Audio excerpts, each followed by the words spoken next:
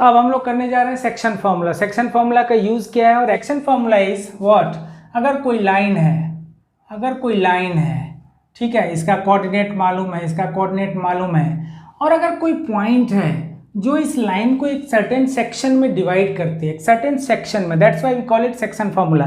तो यहाँ पे सेक्शन में डिवाइड करती है, मतलब एक सर्टेन पार्ट में डिवाइड करती है। हो सकता है ये थोड़ा टेढ़ा मेढ़ा भी हो, मतलब यहाँ ये रेशियो बड़ा छोटा भी हो सकता है। सो ये M1:M2 रेशियो में मान लिया इस लाइन को डिवाइड करती है।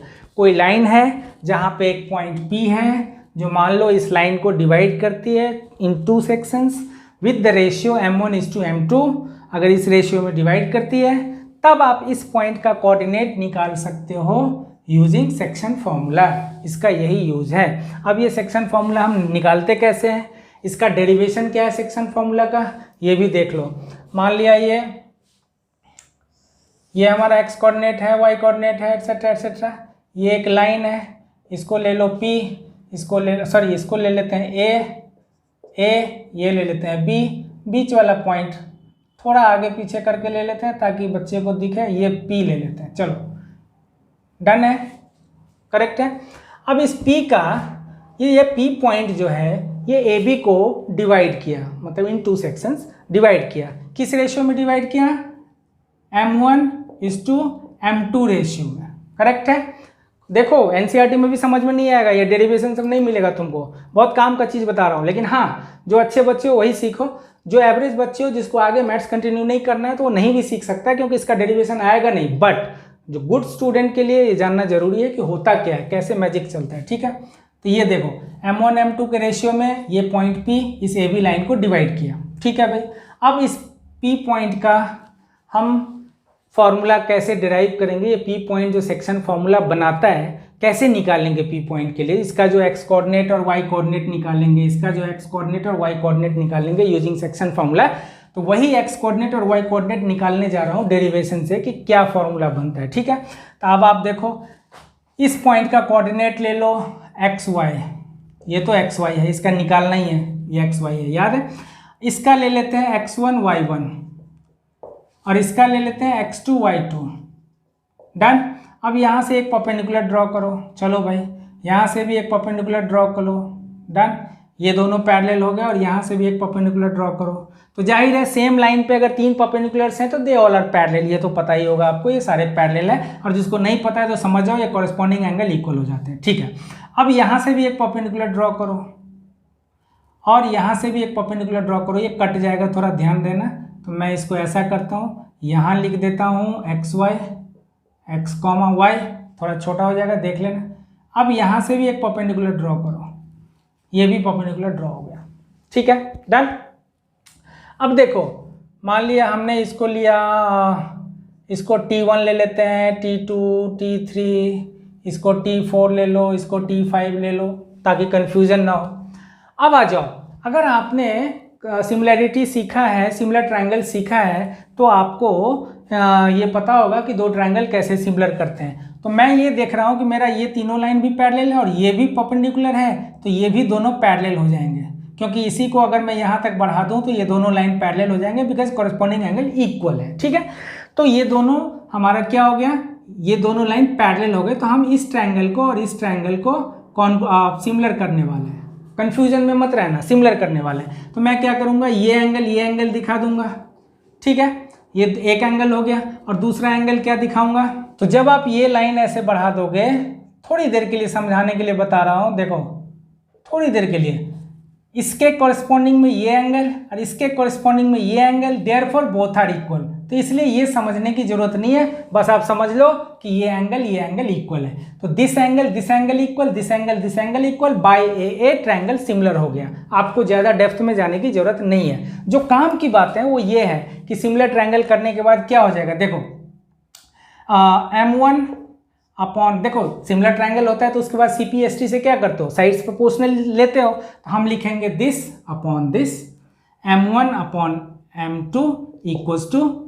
AT4 अपॉन PT5, है ना, AT4 upon PT5 equals to ये PT4 PT4 अपॉन BT5। ध्यान देना, मैंने कुछ नहीं किया, ज़्यादा ड्रामा नहीं किया। This upon this equal to this upon this equal to this upon this किया, दैट्स इट, कुछ नहीं किया। अब आप यहाँ आके देखो, M1 upon M2 equals to 84 और PT5 पे फोकस करो। 84 और PT5 कहाँ है? PT5, इस पे फोकस करो। चलो तो देखो, ये क्या है आपका, ये x कोऑर्डिनेट यहाँ से यहाँ तक का x कोऑर्डिनेट है ये, और यहाँ से यहाँ तक का x1 है।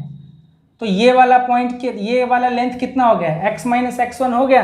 तो हमने लिख दिया 84 के बदले, ज़रा लिख लेता हूँ इसको एक बार ताकि कन्फ्यूजन ना हो। तो यहाँ लिख दो 84 के बदले क्या होगा? 84 के बदले क्या होगा? x minus x1, x minus x1 upon PT5 के बदले देखो PT5।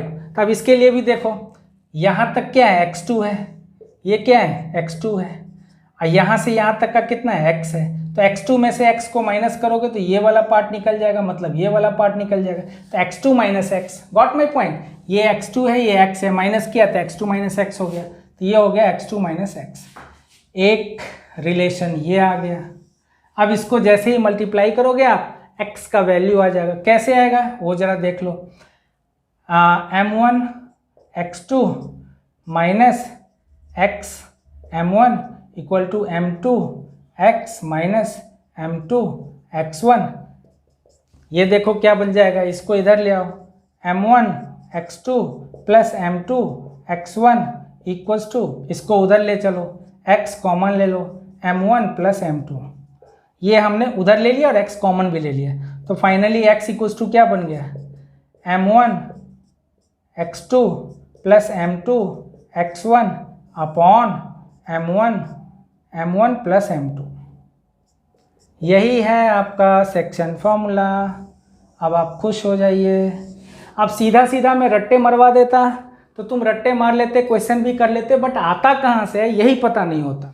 ठीक है, तो ये आया कहाँ से, ये सीखना जरूरी है if you are a top class student. खैर, अब अगर y कोऑर्डिनेट निकालना होगा तो फिर ये पूरा रामायण कहानी करने की जरूरत नहीं है, आपको इसमें और इसमें फोकस करना है। अभी हमने 84 वाले में फोकस किया, अब इसमें फोकस कर लो। तो कैसे कैसे आएगा, बस सीधा डायरेक्टली लिख देता हूँ, घबराने की जरूरत नहीं है। देखो M1 upon M2 equals to PT4 upon BT5 है, PT4 अपॉन BT5। तो PT4 क्या है? देखो PT4 क्या होगा, ये पूरा कितना है? y है ना, ये पूरा y है, यहाँ देखो y है, तो ये पूरा y है, और ये क्या है? ये क्या है? y1। तो ये हो गया y माइनस y1। अच्छा, अब BT5 ये कितना है? देखो तो ये पूरा कितना है? y2, और ये कितना है? y, यहाँ से यहाँ तक y, यहाँ से यहाँ तक y2, तो y2 माइनस y हो गया। ऐसे ही मल्टीप्लाई करोगे जैसे मैंने यहाँ किया है, तो वहाँ भी मल्टीप्लाई करके सीधा आ जाएगा M1 y2 plus M2 y1 upon M1 plus M2 हो गया। ये आपका y कोऑर्डिनेट। अब तुम बोलोगे सर ये x और y कोऑर्डिनेट क्या आया है? ये आया है, यही P पॉइंट आया है, जो पॉइंट किसी लाइन को डिवाइड करती है in certain section with some ratio, है ना। तो रेशियो आपको गिवन होगा क्वेश्चन में, M1 M2 के रेशियो में होगा। ये कोऑर्डिनेट मालूम होगा और ये पॉइंट का कोऑर्डिनेट निकालना होगा। तो इस पॉइंट का कोऑर्डिनेट जो आप निकालोगे, x coordinate y coordinate, using this formula are called section formula. That's it. अब हम इसके एप्लीकेशन पढ़ेंगे। और हाँ, अभी तक अगर आप लोगों ने सब्सक्राइब नहीं किया है तो प्लीज़ मेरा चैनल सब्सक्राइब कर दो। This is maths academy by Shankar sir. आपका सब्सक्रिप्शन मेरे लिए बड़ा मोटिवेशन का काम करता है। आप सब्सक्राइब करोगे, मैं उतनी दोगुनी मेहनत से और वीडियो बनाऊंगा, इस तरह के अच्छे अच्छे वीडियोज़, और आपको नोटिफिकेशन मिलते रहेंगे। ठीक है, so I need your support. And test और असाइनमेंट के लिए जैसा कि मैं हर बार बताता रहता हूँ कि मेरा अपना ब्लॉगिंग साइट है mathsacademy.com, वहाँ से भी जाके आप सारे असाइनमेंट्स डाउनलोड कर सकते हो, या अगर आपको टेस्ट लेना है तो वहीं से लिंक आपको मिल जाएगा, वो लिंक ले जाएगा आपको टेस्ट के लिए प्ले स्टोर पे, वहाँ से ऐप डाउनलोड कर लेना, वहाँ से सारे टेस्ट दे देना। ठीक है, अब सेक्शन फॉर्मूला का एप्लीकेशन क्या क्या है ये देखो। अब निकालते कैसे हैं, मान लिया कोई लाइन है, सपोज करो ये 1 2 है, एक AB लाइन है, ये मान लो 3 4 है, कोई पॉइंट है, इसने इसको मान लो कि 4:5 के रेशियो में डिवाइड किया, तब इस पॉइंट का कोऑर्डिनेट कैसे निकलेगा? तो तुम लिखोगे P का x कोऑर्डिनेट क्या होगा, m1x2, फॉर्मूला लिख लेना आप, मुझे तो याद है। तो m1x2, या ऐसे लिख देता हूँ, चलो m1x2 plus m2x1 upon m1 plus m2। अब देखो m1 क्या है मेरा, ये m1 है, ये m2 है, m1x2 सॉरी ये x2 है, m1x2 4 × 3 plus m2x1 5 × 1 upon m1 plus m2 4 + 5, तो ये क्या हो गया 12 + 5 17 अपॉन 9, ये x कोऑर्डिनेट आ गया। ऐसे ही मान लो y कोऑर्डिनेट निकालना होगा, तब क्या करोगे m1y2 plus m2y1 upon m1 plus m2। m1 क्या है आपका, m1 क्या है, व्हाट इज m1 4, y2 क्या है 4, 4 4 जा 4 × 4 प्लस m2 क्या है आपका 5 और y2 क्या है 2, तो ये हो गया 5 × 2 अपॉन m1 प्लस m2 4 + 5, तो आपका आंसर क्या आ गया 16 + 10 26 अपॉन 9। तो हमारा P पॉइंट क्या आया 17 upon 9, 17 upon 9 and 26 upon 9। Now we have found point P, हमने पॉइंट P निकाल लिया, यही निकालने को बोलता है यूजिंग सेक्शन फॉर्मूला। ठीक है, अब इसमें प्रॉब्लम कहाँ आएगी, जब किसी सेक्शन फॉर्मूला में मान लो मिड पॉइंट होगा, जब आपको बता दिया कि कोई पॉइंट है, ये A है, ये B है, ये पॉइंट है, मान लो ये x1 y1 है, ये x2 y2 है ना, और अगर आपको बोल दिया कि ये पॉइंट जो है इक्वली डिवाइड करता है इस लाइन को, या बाइसेक्ट करता है, बाइसेक्ट का मतलब इक्वल पार्ट में डिवाइड करता है, या ये बता दे कि पॉइंट P मिड पॉइंट है ना, ये तीनों बातें एक ही है। तो अगर आपको पता चल गया कि ये पॉइंट जो है इक्वली डिवाइड कर रहा है, तो उस केस में रेशियो नहीं दिया रहेगा, उस केस में आप रेशियो 1:1 लोगे। तब क्या लिखोगे, P का x कोऑर्डिनेट और y कोऑर्डिनेट क्या लिखोगे, लिखोगे m1x2, मैं डायरेक्टली लिख रहा हूँ m2x1 upon m1 plus m2, तो ये क्या बन गया x2 प्लस x1 अपॉन 2, और ऐसे ही P का y कोऑर्डिनेट क्या बन गया m1y2 plus m2y1 upon m1 plus m2, तो ये बन गया y2 प्लस y1 अपॉन 2। मतलब ये रामायण हमने क्यों पढ़ाया आपको कि जब भी मिड पॉइंट हो, जब भी इक्वली डिवाइडेड हो या बाइसेक्टेड हो या मिड पॉइंट हो, पता चल गया कि हाँ इस लाइन को कोई पॉइंट जो डिवाइड कर रही है वो मिड पॉइंट है, तो उस केस में ये सारा रामायण कहानी करने की जरूरत नहीं है। आप डायरेक्टली इस पॉइंट का कोऑर्डिनेट निकाल सकते हो, P का XY का डायरेक्टली निकाल सकते हो। कैसे, using this formula x1 plus x2 upon 2 and y1 plus y2 upon 2, that's it, खत्म, एक बार में निकाल सकते हैं। And this is called mid point formula, mid point formula इसको बोलते हैं मिड पॉइंट फॉर्मूला। जब भी मिड पॉइंट हो तो आप डायरेक्टली निकाल सकते हो, करेक्ट है। इसके लिए बार बार सेक्शन फॉर्मूला पे जाने की जरूरत नहीं है। ठीक है, अब आगे चलते हैं। अब आपको ये बताने जा रहा हूं मैं कि कभी अगर, अभी तो आपने मिड पॉइंट का पढ़ लिया, लेकिन जब रहेगा ट्राइसेक्टेड या 4 इक्वल साइड्स, उसमें क्या होगा। देखो जैसे आपकी सेकेंड एक्सरसाइज में सेकेंड क्वेश्चन ही है कि ट्राइसेक्टेड हो रहा है, तो उस केस में क्या करोगे। देखो मान लिया AB है, अब आपको बोला है कि this line is trisected at 2 points, मतलब 3 इक्वल पार्ट्स में डिवाइड हो रहे हैं। ट्राइसेक्टेड का मतलब 3 इक्वल पार्ट्स, तो ये ऐसे हो गया। ठीक है, तब ये एक पॉइंट ले लो P, ये Q। अच्छा ये गिवन रहेगा आपको, मान लो ये गिवन है, इधर भी ये गिवन है। अब आप क्या करोगे, ट्राइसेक्टेड में क्या करोगे, यहाँ तो मिड पॉइंट भी नहीं है और ना ही ये सिंगल पॉइंट है कि कोई m1 m2 आ गया, तो आप क्या करोगे। देखो टेक्निक बताता हूँ, पहले एक पॉइंट पे फोकस करो, P पे।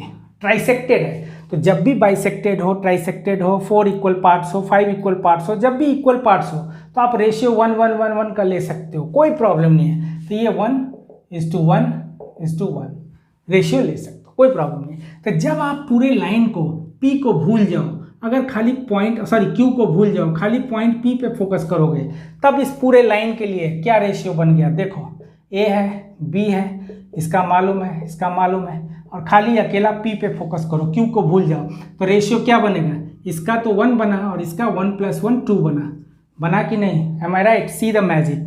अगर खाली पॉइंट P पे फोकस करोगे तो पूरे लाइन के लिए रेशियो क्या हो गया 1:2, मतलब ये आपका M1 हो गया, ये आपका M2 हो गया, ये कोऑर्डिनेट x1 y1 है ही आपको मालूम, ये आपको x2 y2 मालूम है, हो गया P का फॉर्मूला से निकालिए, आंसर निकालिए, खत्म। तो ये P निकल गया।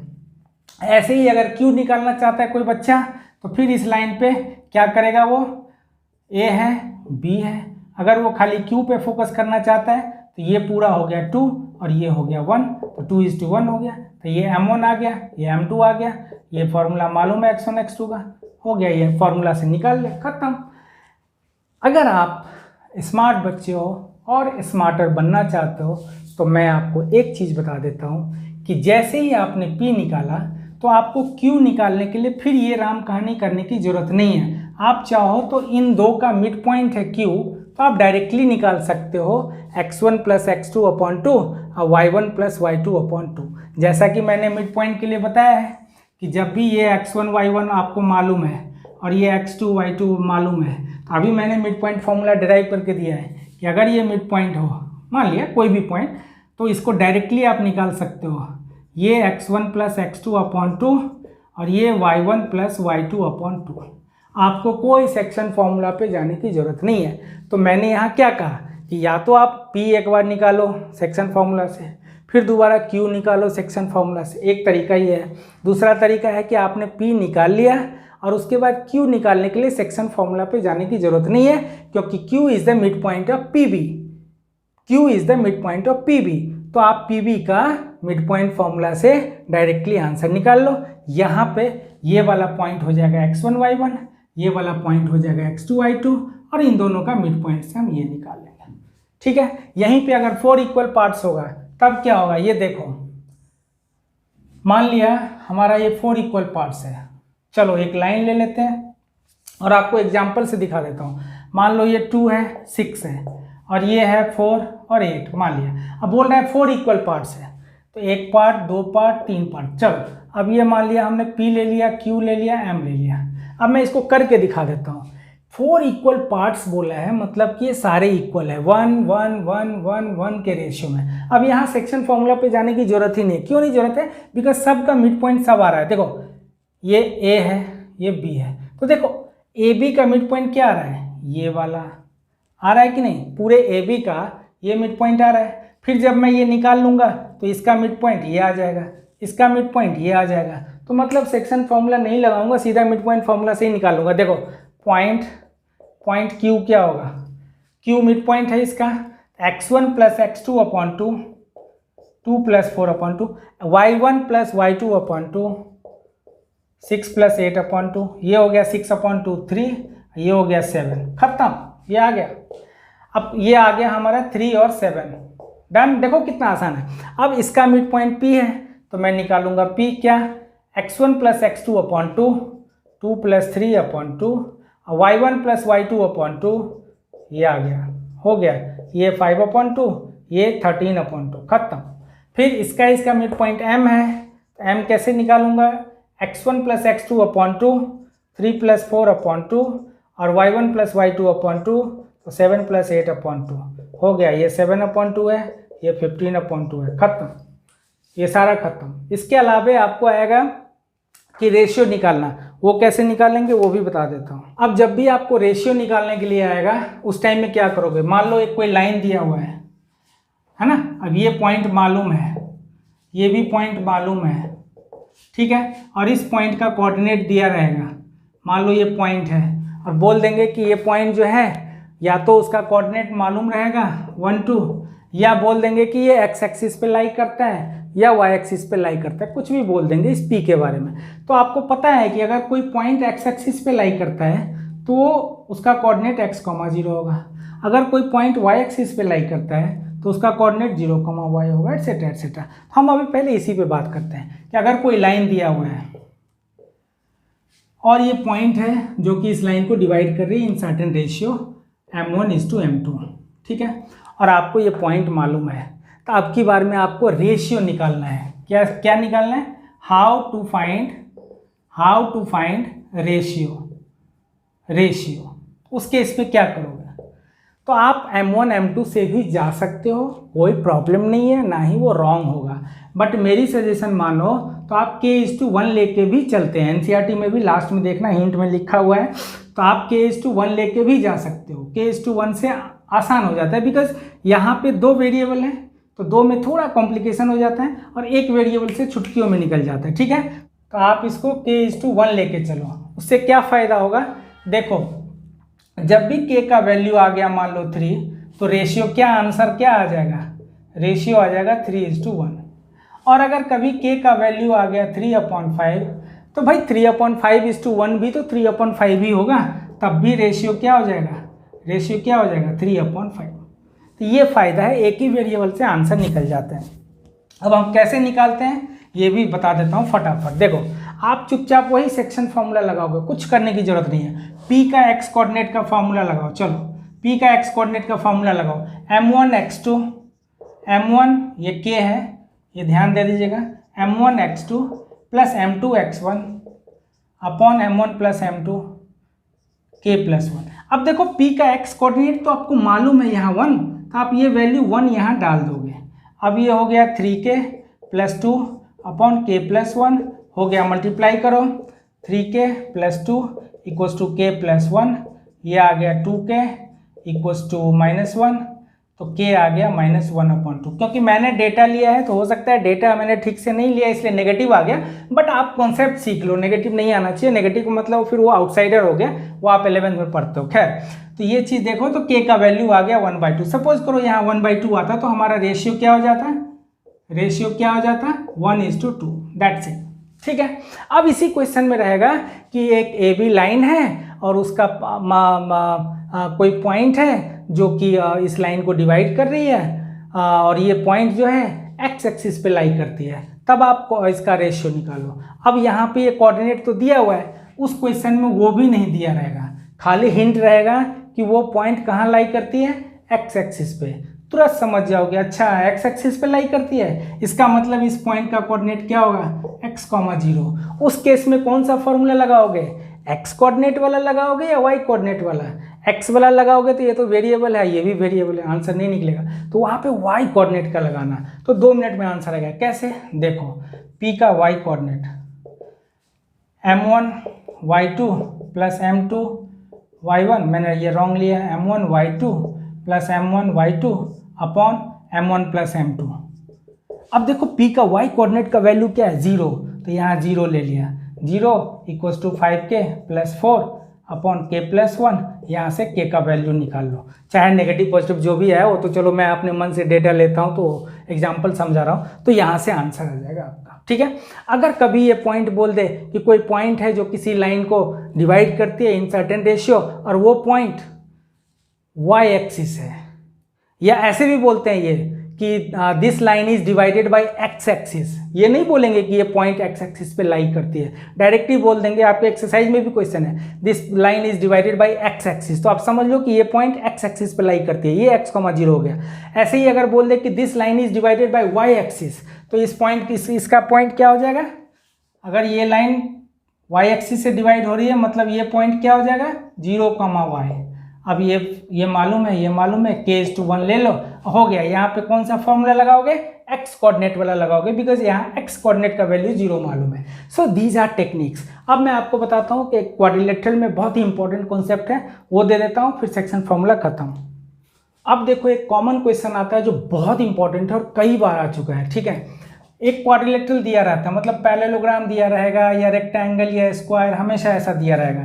अब यहाँ पे मान लो 3 कोऑर्डिनेट दे दिए रहेंगे, मान लो 3 कोऑर्डिनेट दे दिए रहेंगे, 5, 7 कुछ भी ले लो, और यहाँ पे मान लो x, y है, ये अननोन है, और वो बोलेंगे कि इसका वैल्यू निकालो। बच्चे अक्सर फंसते हैं इसमें, क्यों, क्योंकि उनका दिमाग हमेशा डिस्टेंस फार्मूला पे जाता है, वो ये डिस्टेंस इक्वल करते हैं, ये इक्वल करते हैं, फिर वो लंबा फंसते हैं। ठीक है, आपको क्या करना है, सेक्शन फार्मूला पे सोचना है। क्यों सोचना है, पैरेललोग्राम हो, या तो पैरेललोग्राम दिया रहेगा, या रेक्टेंगल, या स्क्वायर, या रोम्बस, कुछ भी दिया रहेगा, यही चारों दिया रहेगा। आपको क्या करना है, भाई इन चारों में क्या है, ये चार ऑल 4 आर पैरेललोग्राम, तो यहाँ पे डायगोनल तो बाइसेक्ट करते ही है ना, डायगोनल तो बाइसेक्ट करते ही है, रेक्टेंगल में, स्क्वायर में, रोम्बस में, पैरेललोग्राम में। आप क्या करोगे, यहाँ बता दोगे कि भैया ऐसा है कि ये पैरेललोग्राम है, ये पॉइंट है, मान लिया ये A है, ये B है, ये C है, ये D है, तो आप बोलोगे कि since in parallelogram diagonals bisect each other, ठीक है, या रेक्टेंगल हो, स्क्वायर हो, सब में बोल दोगे यही बात। इसका मतलब AC और BD बाइसेक्ट करते हैं मतलब O क्या हो गया, मिड पॉइंट हो गया। तो लिख दोगे therefore O is mid point of AC and BD। Done.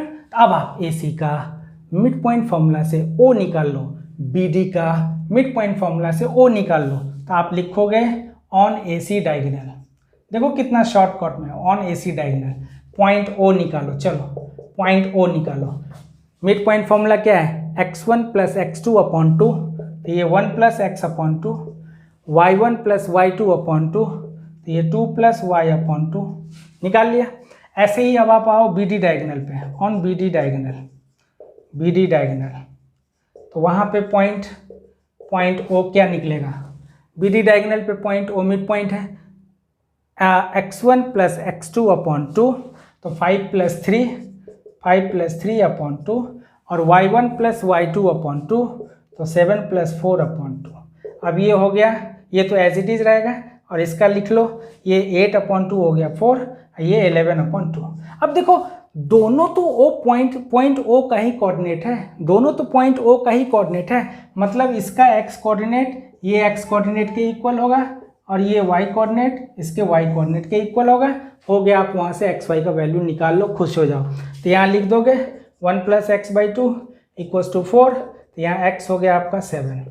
ऐसे ही 2 plus y upon 2 equals to 11 by 2, तो y हो गया आपका 9। तो हमारा 7 और 9 आंसर आ गया, 7 और 9 आंसर आ गया। इसी क्वेश्चन को ट्विस्ट करके ऐसा भी दे देते हैं कि ये बोलते हैं कि यहाँ पे दे देंगे x,2 दे देंगे, इधर दे देंगे 3,4 दे देंगे, इधर दे देंगे y,4,y, ऐसे दे देंगे, मिक्स कर देंगे, यहाँ x वहाँ ऐसे दे देंगे, और तब बोलेंगे कि एक्स वाई निकालो, ये पैरेललोग्राम है या रोम्बस स्क्वायर, कुछ भी दे देंगे। बच्चा घूम जाता है, मैं कसम से बता रहा हूँ घूम जाता है। तो आपको हमेशा ये ध्यान रखना है, आज के बाद मत भूलना कि हमेशा सेक्शन फॉर्मूला से डायगोनल बाइसेक्ट करता है, मिड पॉइंट से निकालेंगे, इस डायगोनल का मिड पॉइंट निकालेंगे, इस डायगोनल का मिड पॉइंट निकालेंगे, दोनों सेम है, दोनों के x वाले को इक्वल कर देंगे, y वाले को इक्वल कर देंगे। ठीक है, अब हम लोग चलते हैं लास्ट वाले पे। आई थिंक सेक्शन फॉर्मूला काफ़ी हो गया, लास्ट वाला जो एरिया ऑफ ट्रायंगल है उसका थोड़ा इंट्रो दे देता हूँ, खत्म। तो अब हम लोग करने वाले हैं area of triangle. Area of triangle आप अभी तक बचपन से सीखते आ रहे हो, तो एक सीखे हो अभी आप तक, half into base into height for right triangle. उसके बाद आपने एक सीखा है हेरन्स फॉर्मूला, 9th में हेरन्स फॉर्मूला, ठीक है, स्केलेन ट्रायंगल के लिए। बाकी इक्विलेटरल के लिए √3/4a² होता है, राइट। ये सारा चीज़ें आपने सीखा हुआ है। बट अब कोऑर्डिनेट ज्योमेट्री से एरिया ऑफ ट्रायंगल कैसे निकालेंगे, ये देखो, ये ट्रायंगल है आपका, ये x1 y1 है, मान लिया ये x2 y2 है, कुछ भी ले सकते हो सीक्वेंस में, आपके ऊपर है, x3 y3 है। मान लो क्वेश्चन में सारे कोऑर्डिनेट दिए हुए हैं, तो ये x1 y1 भी ले सकते हो, ये x2 y2 x3 y3 sequence में लेना, या तो क्लॉकवाइज या एंटी क्लॉकवाइज। मैंने क्लॉकवाइज लिया, कहीं से भी स्टार्ट कर सकते हो। तो तीनों कोऑर्डिनेट मालूम है, तब आप एरिया ऑफ ट्रायंगल का फॉर्मूला, इसका डेरिवेशन जरूरी नहीं है, क्योंकि इसका डेरिवेशन जो है अगर सही मायने में कोऑर्डिनेट का सीखोगे तो थोड़ा क्लिष्ट है। बाकी इसका रिलेशन है डिटर्मिनेंट से 12th में भी है ना, तो बहुत सारा काम आता है ये, तो उसकी बातें छोड़ दो। अभी आप सिर्फ ये सीखो कि area of triangle half into mod लेते हैं। मॉड में मतलब मॉड आपने सीखा हुआ है कि मॉड का वैल्यू जो भी आता है वो पॉजिटिव में आता है, उसका न्यूमेरिक वैल्यू ही लेना है, पॉजिटिव नेगेटिव नहीं लेना। अगर कभी इसका वैल्यू नेगेटिव आए तो भी आप उसका न्यूमेरिक वैल्यू ही लेना, रॉन्ग नहीं होना। वो रॉन्ग नहीं है, आप सोचना कि रॉन्ग हो गया ना। मान लो 1/2 इंटू -9 आया, तो आपका आंसर 9/2 होगा। -9/2 मत लिखना, 9/2 स्क्वायर यूनिट लिखना करेक्ट है। तो इसलिए ये पॉजिटिव मॉड में लिखा गया। खैर, तो half x1 into y2 minus y3 plus x2 into y3 minus y1 plus x3 into y1 minus y2, और यहाँ पे मॉड। अब ये देख के घबराना मत, देखो 1 2 3 चल रहा है, अगर 2 से है तो 2 के बाद 3 फिर 1, फिर 3 से चल रहा है तो 3 के बाद 1 2, एक x है बाकी y, एक x है y, x है y, तो x1 से स्टार्ट करोगे तो y में होगा y2 y3, अगर x2 होगा तो 2 के बाद 3 होता है तो y3 माइनस y1, फिर x3 होगा तो 3 के बाद 1 होता है तो y1 माइनस y2। ये तो आप अपने टेक्निक से याद कर लो, ठीक है। ये हो गया, और मैं यहाँ नोट में लिख देता हूँ कि area of triangle is always positive, ठीक है। इसका एक इम्पॉर्टेंट पार्ट ये है कि कभी भी अगर आपको कोलिनियर प्रूफ करने के लिए आएगा, अगर 3 पॉइंट कोलिनियर प्रूफ करने के लिए आएगा तो आप कैसे प्रूव करोगे। तो एक तो आपने डिस्टेंस फार्मूला से प्रूव किया था कि 3 डिस्टेंस निकाला था, है ना, ये ए था, बी था, सी था, तो मैंने सिखाया था ना, ए बी निकाल लेना, बी सी निकाल लेना, ए सी निकाल लेना। अगर 2 स्मॉलर का सम इक्वल्स टू लार्जर हो गया तो वो कोलिनियर हो गया, A B plus B C equal to A C हो गया तो कोलिनियर हो गया। बट वो लेंदी है, एरिया ऑफ ट्रायंगल से 2 सेकेंड में आंसर निकलता है। कैसे? अगर 3 पॉइंट कोलिनियर होगा तो जाहिर है वहाँ ट्रायंगल फॉर्म होगा ही नहीं। अगर 3 पॉइंट कोलिनियर होगा तो ट्रायंगल फॉर्म होगा ही नहीं। तो अगर ट्रायंगल फॉर्म ही नहीं हुआ इसका मतलब एरिया ऑफ ट्रायंगल 0 होगा। बड़ा सिंपल है। तो अगर कोलिनियर है मतलब एरिया ऑफ ट्रायंगल 0 है। सो यहाँ लिख दो टू बी कोलिनियर, है ना, एरिया ऑफ ट्रायंगल इज 0, ठीक है। तो जब भी कोलिनियर प्रूफ करना हो तो आप एरिया ऑफ ट्रायंगल का फॉर्मूला लिख लो और यहाँ पे इक्वल टू 0 लिख लेना, और उसके बाद का काम अपना जो वैल्यू है डालो, अपना आंसर निकालो, सिंपल, ठीक है।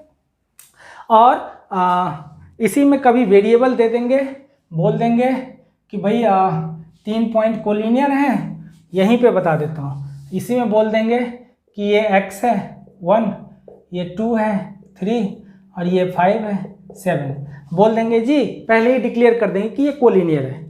तो अब आप क्या करोगे, यही फॉर्मूला लगाओगे, इक्वल टू 0 लिख लोगे क्योंकि कोलिनियर है, ट्रायंगल तो फॉर्म हुआ ही नहीं, इक्वल टू 0 करोगे, यहाँ पे कहीं पे x आएगा, वो धीरे धीरे कैलकुलेट करके x का वैल्यू निकालेंगे। दूसरी बात, आपको ऐसा भी बोल सकते हैं कि प्रूव करो कि ये कोलिनियर है, प्रूव करो, शो करो, तो वहाँ पे भी क्या करोगे, एरिया ऑफ ट्रायंगल निकालोगे और उसको इक्वल टू 0 ला के दिखा दोगे, हो गया, दीज आर कोलिनियर्स, दैट्स इट, कुछ नहीं करना। एरिया ऑफ ट्रायंगल जैसे ही 0 आ गया तो कोलिनियर हो गया। तो यहाँ लिख देता हूँ, if area of triangle is 0 then points are collinear, that's it, ठीक है। तो आज लगातार हमने 4 hours 35 minutes का वीडियो बनाया है। कुछ 9th के भी टॉपिक थे बचे हुए, कुछ 10th का भी, तो कुछ नवरात्रि में कुछ बचे हुए थे। आई होप ये हो ही गया है, आपका कोऑर्डिनेट फिनिश हो गया। फिर इसका सोल्यूशन मैं पेज पे बना के दूंगा, तो वो कोई इशू नहीं है, वो होता रहेगा आगे। मेन तो कॉन्सेप्ट है, कॉन्सेप्ट में बहुत दम लगता है और बच्चे के लिए भी बहुत ज़्यादा इंपॉर्टेंट, ठीक है। So thanks again for watching with your patience. एक बार और बोलूँगा कि आप प्लीज़ सब्सक्राइब कर देना अगर वीडियो अच्छा लगे तो। Thank you very much, bye bye.